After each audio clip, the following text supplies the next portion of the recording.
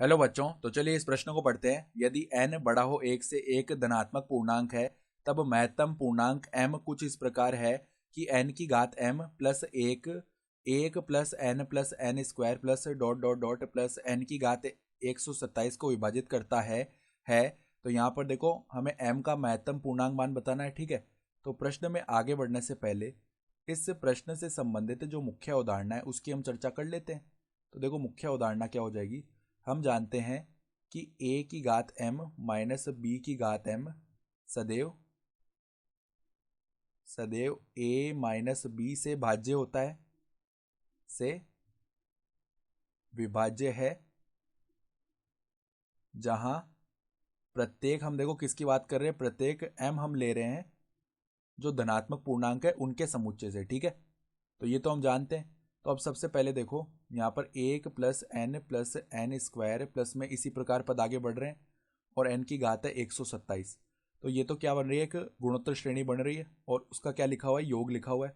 इसमें कुल 128 पद है और सार्वनुपात यानी r का मान n हो जाएगा। पहला पद है इसका 1, तो इसका योग क्या आएगा। देखो, योग हम कैसे निकालते हैं, पहला पद गुणा में क्या आता है, r की घात n, यानी कि जो हमारे पास सार्वनुपात है वो n है ना, और इसकी घात में कुल कितने पद है, हमारे पास 128 पद है। माइनस में एक बट्टा में क्या आता है, r माइनस एक, यानी कि n माइनस एक किया जाएगा।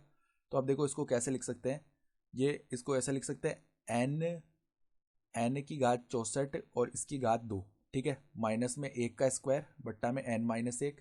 तो अब देखो इसको ऐसे लिख सकते हैं हम, n की घात 64, सर्व समीकरण लगा दी a square minus B square वाली, तो n की घात 64 माइनस एक गुणा n की घात 64 प्लस एक बट्टा में क्या आ जाएगा, n माइनस एक।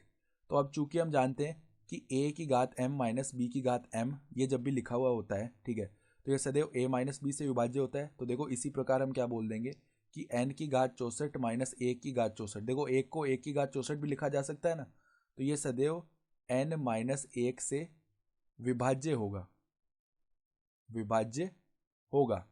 इसका मतलब क्या है कि n की घात 64 माइनस एक की घात 64 बट्टा में n माइनस एक, एक पूर्णांक आएगा, एक पूर्णांक होगा।